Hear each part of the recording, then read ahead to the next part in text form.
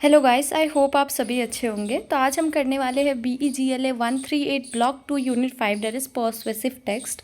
तो इसके इंट्रोडक्शन को देख लेते हैं कि पर्सुएसिव ऐसे या फिर टेक्स्ट होता क्या है। ठीक है, तो एक पर्सुएसिव ऐसे रिफ़र करता है किसी भी टाइप ऑफ ऐसे का जो इसलिए लिखा जाता है ताकि आप रीडर को कन्विंस कर सको। मतलब एक जो राइटर का पॉइंट ऑफ व्यू होता है, ठीक है, या राइटर किस चीज़ से अग्री या डिसअग्री करता है, उसी चीज़ को कन्विंस करना है रीडर को कि रीडर का पॉइंट ऑफ व्यू भी वही हो जाए। ठीक है, अब ये चीज़ें करने के लिए जो आर्ग्यूमेंट उसके अंदर दी जाती है या जो डेवलप्ड की जाती है राइटर के पर्सनल ओपिनियन के बेसिस पे की जाती है। ठीक है, तो अकॉर्डिंग टू एरिस्टोटल अगर आप देखो तो 3 मोड्स ऑफ पर्सुएशन देखा जाता है। 3 मोड्स होते हैं इसके। ठीक है, सबसे पहला होता है एथोस, दूसरा होता है पैथोस और तीसरा लोगोस। ठीक है, तो एथोस के अंदर में आता है जो भी एथिकल पर्सुएशन होता है। ठीक है, मतलब जिसमें क्रेडिबिलिटी होती है राइटर की। ठीक है, जिसके अंदर में ऐसा एथिकल वे में होती है, मतलब कुछ ऐसा जो भी फैक्ट्स एंड फिगर्स प्रेजेंट होगा ना वो उस तरीके से नहीं होगा। ऊपर से जो राइटर है उस पर एक क्रेडिबिलिटी, एक ट्रस्ट भी रहता है। ठीक है, तो ये एथोस होता है। वाल अगर आप पैथोस की बात करते हो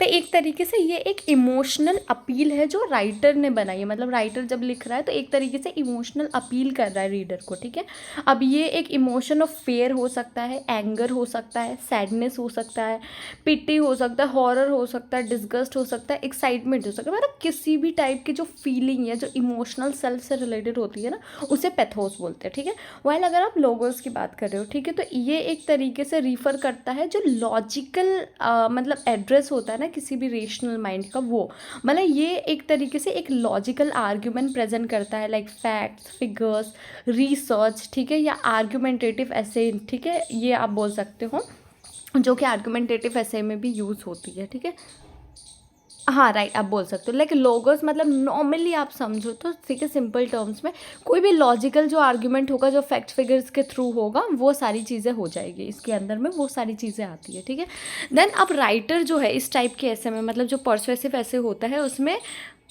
फैक्ट्स एंड फिगर्स का यूज़ नहीं करते इन support of his perspective. What the hell. Okay, sorry sorry sorry sorry, ठीक है, आई अंडरस्टैंड।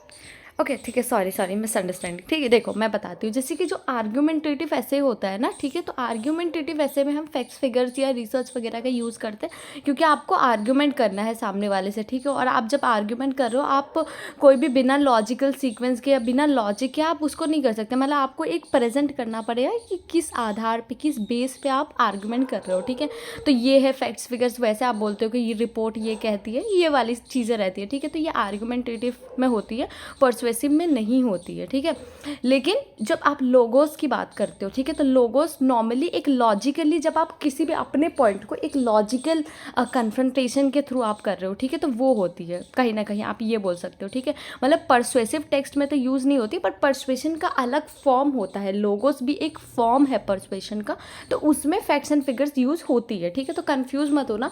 मतलब हालांकि नॉर्मल अगर आप परसुएसिव टेक्स्ट बोलो तो वहाँ पे यूज़ नहीं होती है नॉर्मली अगर आप बोलो तो। ठीक है, बट आर्गुमेंटेटिव टेक्स्ट वगैरह में यूज़ होती है। बट वाइल अगर आप परसुएशन के अलग अलग फॉर्म को बात कर रहे हो, जैसे कि पैथोस, लोगोस, ये जो होती है, तो लोगोस में नॉर्मली एक लॉजिकल तरीके से एड्रेस करते हैं। एक लॉजिकल माइंड जो होती है ना किसी भी पर्सन की, या लॉजिकली हम कैसे किसी चीज़ को एड्रेस करते हैं, वो सारी चीज़ें आती है। ठीक है, अब राइटर जो है इस टाइप की ऐसे में, मतलब इस ऐसे में, ठीक है, फैक्ट्स एंड फिगर्स तो यूज़ नहीं करता एविडेंसेस का जो अपने पर्सपेक्टिव को वो कर सके, बट इवन उससे भी ज़्यादा इम्पॉर्टेंट है कि वो अपना व्यू उस तरीके से प्रेजेंट करता है कि वो थोड़ा क्रेडिबल है, ऐसा लगे कि ट्रस्ट कर सके।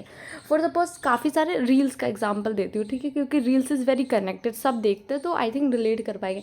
बेसिकली कुछ रील्स होते हैं जहाँ पे फैक्ट्स एंड फिगर्स के थ्रू आपको बताई जाती है कि रिपोर्ट ये कहती है या फिर इस आर्टिकल में ये सारी चीज़ें लिखी गई है। बट कुछ होते हैं जो फैक्ट्स एंड फिगर्स आपको नहीं देंगे, वो अपना पॉइंट ऑफ व्यू रखेंगे, but you will find that in a way कि यार बात तो सही कह रहा है ये आदमी, क्योंकि आप रिलेट कर रहे हो उस चीज़ से। ठीक है, तो नॉर्मली यहाँ पे उसी तरीके के परसुएशन की बात हो रही है। ठीक है, कि राइटर कोई फैक्ट्स एंड फिगर्स तो यूज़ नहीं कर रहा है एज एविडेंस, बट वो इस तरीके से अपनी बात को प्रेजेंट कर रहा है, अपनी व्यूज़ को रख रहा है ताकि वो एक क्रेडिबल चीज़ लगे। ठीक है, ट्रस्टेबल चीज़ लगे। देन ये तब भी अचीव हो सकता है जब एक कंसिस्टेंट या प्रॉपर यूज़ होता है किसी भी मतलब लैंग्वेज के कमांड के ऊपर। जब आपका प्रॉपर एक कमांड होता है ना लैंग्वेज के ऊपर और आप जब कंसिस्टेंटली उसे यूज़ कर रहे हो, तब भी आप ये चीज़ चीज़ें कर सकते हो, मतलब परसुएशन कर सकते हो, परसुएसिव टेक्स्ट लिख सकते हो, ठीक है।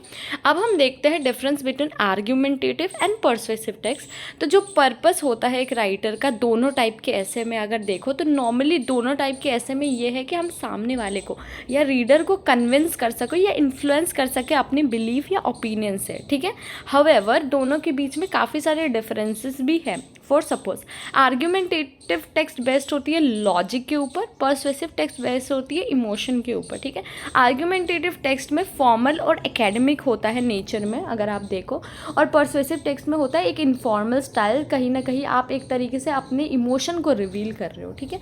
आर्ग्यूमेंटेटिव टेक्स्ट का जो एम होता है वो ये होता है कि हम कैसे अपने आर्ग्यूमेंट्स को एज वैलिड और रीजनेबल दिखा सकें, वाइल परसुएसिव टेक्स्ट का होता है कि कैसे मैं रीडर को कन्विंस कर सकूँ अपने पॉइंट ऑफ व्यू से, ठीक है।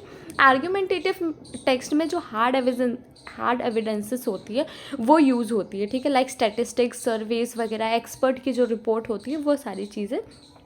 वाइल परसुएसिव टेक्स्ट की अगर आप बात करते हो तो हार्टफेल इमोशन जो भी होते हैं, ठीक है, जिस तरीके से एक तरीके से एम्पथी क्रिएट कर सके रीडर्स के माइंड में, ठीक है, ताकि वो मतलब कनेक्ट करे इमोशनल बीइंग से, ठीक है। वाइल आर्ग्यूमेंटेटिव टेक्स्ट में एक तरीके से माइंड मतलब रीडर के माइंड को हम हिट करते हैं, उसी तरीके से परसुएसिव टेक्स्ट में हम रीडर की इमोशंस को हिट करते हैं, ठीक है। आर्ग्यूमेंटेटिव टेक्स्ट में रीडर मतलब समझता है एक एविडेंसेस के बेसिस पर और एक तरीके से एक स्टैंड लेता है, ठीक है, वो समझने के बाद।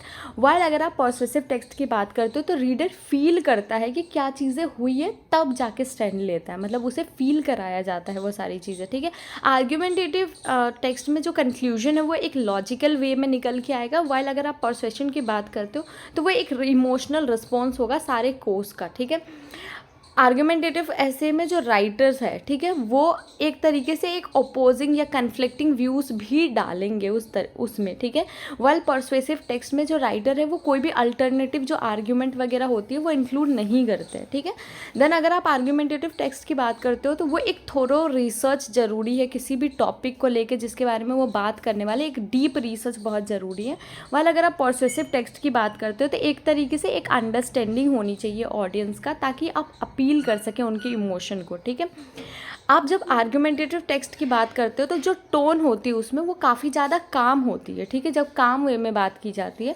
वाइल परसुएसिव टेक्स्ट में अगर आप बात करो तो इमोशनल होती है और ये एग्रेसिव भी हो सकती है, जब वो उनके एंगर वाले पार्ट को हिट करना चाहते हैं तब वो एग्रेसिव भी हो सकती है, ठीक है। फॉर सपोज अगर आप आर्ग्यूमेंटेटिव टेक्स्ट की एग्जाम्पल लो, ठीक है, तो डेटॉल की एड ये कहती है कि 90% जो है वो डर्मेटोलॉजिस्ट जो होती है वो रिकमेंड करती है, ठीक है। तो एक तरीके से काम टोन है और 90% मतलब एक फैक्ट्स या एक फिगर बताई गई है, ठीक है, जिसके थ्रू वो सपोर्ट कर रहे हैं कि इतना परसेंट तो है, इतने परसेंट लोग मतलब रेकमेंड कर रहे हैं, ठीक है।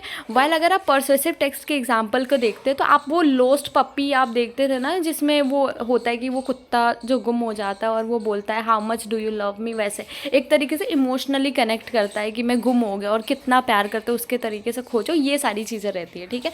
तो इसके थ्रू आई तो समझ आ गया होगा कि आर्गुमेंटेटिव ऐसे और परसुएसिव ऐसे के बीच का डिफरेंस क्या है, मतलब है तो वही, ठीक है, परसुएड ही करना है दोनों को, ठीक है, बट एक तरीके से थोड़ी थोड़ी चीज़ों से काफ़ी ज़्यादा स्लाइट डिफरेंसेस हो जाती है, एक माइंड से रिलेटेड है, एक हार्ट से रिलेटेड है, वैसी चीज़ है, ठीक है। वाइल हम आ जाते हैं नेक्स्ट टॉपिक पर, रहते स्ट्रक्चर ऑफ परसुएसिव टेक्स्ट। तो यहाँ पे 3 टाइप के परसुएशन आते हैं, ठीक है। इन्वर्टेड पिरामिड सबसे पहले देख लेते हैं। तो इन्वर्टेड पिरामिड नॉर्मली वैसे सिचुएशन को कहा जाता है जहाँ पे सारे जो इंपॉर्टेंट इन्फॉर्मेशन है वो स्टार्टिंग में ही दी गई है, ठीक है।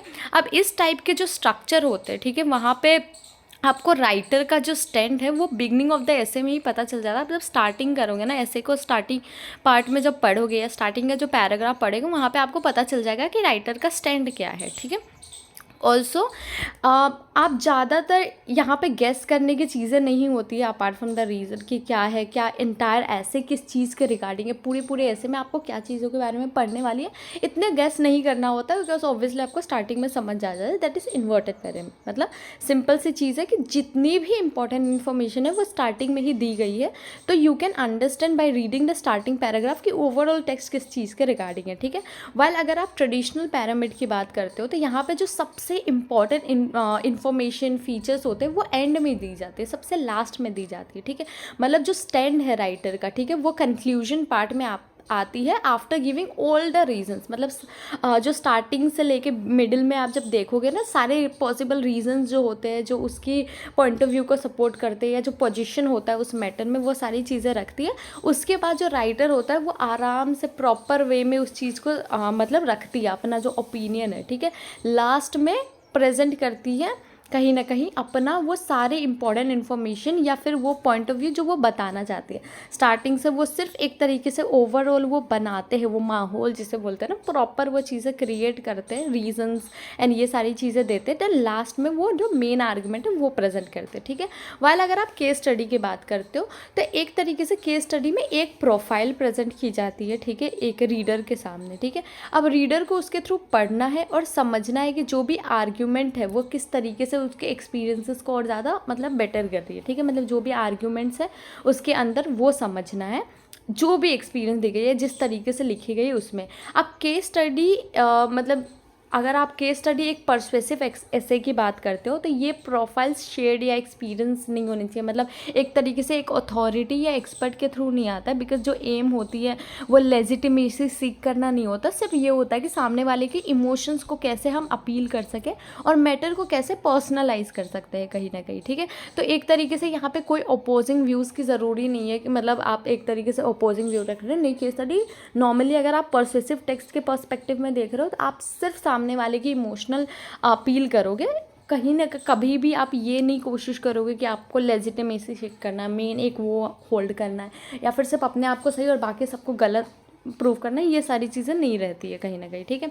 अब एक पर्सुएसिव ऐसे आप देखो यूजुअली 5 पैराग्राफ में स्ट्रक्चर्ड होती है, ठीक है। जो पहला पैराग्राफ होता है वो इंट्रोडक्शन होता है टॉपिक का, किसी भी टाइप के टॉपिक जो भी होगा उसका इंट्रोडक्शन होगा। थीसिस स्टेटमेंट दी जाती है इंट्रोडक्टरी पैराग्राफ के अंदर ही, जहाँ पे रीडर एक तरीके से जो फोकस है ऐसे का वो चीज़ें समझ पाता है, ठीक है। जो अब जो नेक्स्ट 3 पैराग्राफ होने वाली है, ठीक है, 5 पैराग्राफ होती है ना, अब जो नेक्स्ट 3 पैराग्राफ होती है मतलब जो बॉडी पैराग्राफ है वो एक तरीके से रीजंस देती है राइटर के पर्सपेक्टिव को प्रूव करने के लिए, या फिर कैसे राइटर अपनी पर्सपेक्टिव को प्रेजेंट करता है, वो रीजंस वगैरह होती है उसके अंदर में, ठीक है। अब जो राइटर है वो रीज़न 1 बाय 1 देगा, ठीक है, मतलब तीनों पैराग्राफ में, ठीक है, अपने आप को वैलिडेट करेगा जो भी उसने पॉइंट बताई है, ठीक है, और उसका मेन एम होगा कैसे एक तरीके से आप एक आइडिया के मतलब जो टॉपिक है उसके साथ एक कनेक्शन बिल्ड कर सको रीडर्स के साथ, ठीक है, उसको लेकर। देन जो last that is the concluding paragraph जो होता है, ठीक है, उसके अंदर में थीसिस स्टेटमेंट जो होता है उसको री इंटीग्रेट करते हैं, मतलब जो ऑथर्स की जो मतलब जो राइटर है, जो ऑथर है उसके पॉइंट ऑफ व्यू से जो थीसिस स्टेटमेंट है वो दोबारा से वो प्रॉपर एक्सप्लेन करेगा, ठीक है, मतलब इन अ शॉर्ट वे, मतलब ब्रीफ फॉर्म में आप बोल सकते हो, ठीक है। अब ये ऑफन डायरेक्टली भी हो जाती है कि मतलब डायरेक्ट एड्रेस कर देते हैं ताकि रीडर्स के एक तरीके से रीडर के माइंड को या फिर किस तरीके से आप हार्ट को अपील कर पा रहे हो, एक्ट कर पा रहे हो, रिएक्ट करवा पा रहे हो कहीं ना कहीं, ठीक है। अब जो ये एजर्सन होता है मतलब किस तरीके से आप उसे एसर्ट करते हो, अप्लाई करते हो, वो स्ट्रॉन्गेस्ट होती है इसके साथ, ठीक है, सबसे ज़्यादा। कंक्लूडिंग पैराग्राफ में बहुत डायरेक्टली आप ये चीज़ें बताते हो कि अगर एंगर वाली चीज़ है तो आप उतनी इंटेंसिटी के साथ वो चीज़ें रखोगे, अगर इमोशनल बीइंग है लाइक सैडनेस वाला पार्ट है तो आप उतना ही सैड होकर वो चीज़ें फील कराओगे सामने वाले को कि हाँ this is actually a sad part. दो आप यहाँ पे फैक्ट्स एंड फिगर्स नहीं यूज़ कर रहे हो बट आप एम वही कर रहे हो कि सामने वाला आपका पीओवी समझ जाए, ठीक है। देन पर्सुएसिव टेक्स्ट के जो सैम्पल्स वगैरह है, जो रीडिंग स्ट्रेटेजी है, जो प्रैक्टिस टेक्स्ट वगैरह है, वो सारी चीज़ें आपको बुक में भी मिल जाएगी कहीं ना कहीं, आपको आइडिया लग जाएगा, सारी चीज़ें आप प्रैक्टिस कर सकते हो एंड समझ सकते हो एग्जैक्टली व्हाट्स द पॉइंट, ठीक है। आई होप इस टॉपिक में तो इतना ही था, तो आई होप आपको समझ आ गया होगा। कोई कन्फ्यूजन है तो कॉमेंट सेक्शन में पूछ सकते हो एंड तब तक के लिए बाय बाय, टेक केयर।